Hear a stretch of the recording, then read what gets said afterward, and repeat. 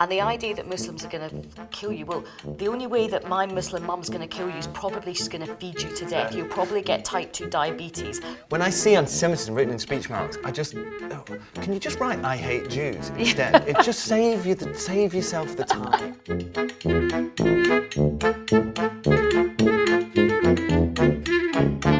Congratulations. If you've watched all our videos, you're now a fully fledged anti-Semite.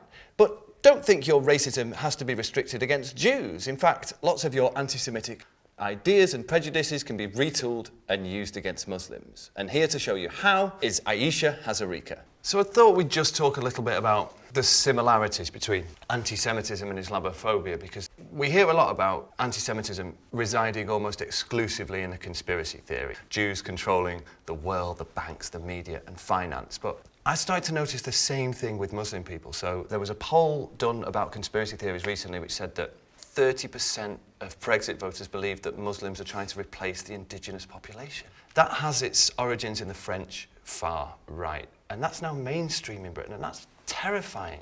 Yeah, I mean, I think it's been present for a long time, particularly in the right wing of the British printed press. This feeling and this kind of assertion that the Muslims are taking over everything, that we're trying to breed our way into kind of suppressing the indigenous sort of white population. Do you feel that that it's expected of you that you have to denounce radical Islamic terrorism or jihadi stuff? Oh, absolutely. You know, all the time. I feel like I have to sort of apologise for being Muslim a lot and have to apologise for the entire religion. And there was a point when there was so much fear. I was so scared of Muslim people because of, like, you know, the media narrative. I'd be like looking at myself in the mirror and going, there's a Muslim in the room. Oh no, it's me. It's fine, everybody. It's fine. Relax. And it really, it does affect you on quite a profound level. I mean, I always, you know, I'm a pretty confident person, didn't really have any huge issues about my sense of belonging or my sense of place, but I would say in the last sort of 4 years something has kind of awoken again. I don't know if it ever went away, but it's now back, and this beast was straining at its chains, but it's now free. It was just having a kick. It was absolutely, it was just having a nap. I remember once I was at a party and there was some Australian guy came over and he was kind of like saying, I'm always seeing all this stuff about Israel-Palestine on the news. Can you explain it to me? So I just gave him a very quick potted history and I mentioned the Holocaust. And I just heard this voice on the other side of the room say, actually it was less than 1 million. And it was a guy, a white guy with ginger dreadlocks practicing Reiki on somebody on the floor. Oh my God.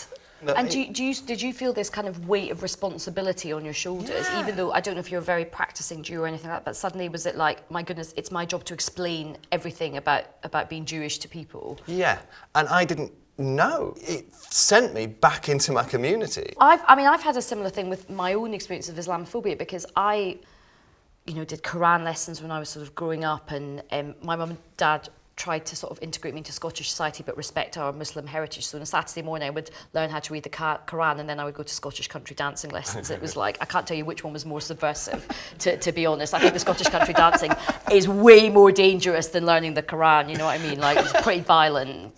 But more recently, these comments, like that comment that man made to me about Boris Johnson's comments about Muslim women, I have never felt more Muslim in my life, and that is somebody who didn't even feel religious. Suddenly, I felt that that's how he was kind of seeing me, like fully burqa'd up, basically, and niqabbed up. And I was like, this is such a weird feeling, because I have been this quite secular person, and now suddenly we're all being put back in our boxes. Mm-hmm. So you don't practice? No. But it isn't about the religion. There you go. It's about the people. The Muslim community and the Jewish community the aim is to pit them against each other, but there is so much common cause in terms of the racism and the bigotry that we face, and nobody wins by kind of turning in on each other. You sort of rise up together, you know, like we're all boats, and you know, if the tide rises, we all kind of rise with it. It's not like one boat kind of gets a big sort of uplift, and I just think that's a really important point. Thanks, Ayesha. It's really been lovely to talk to you, and I've learned quite a fair bit, actually.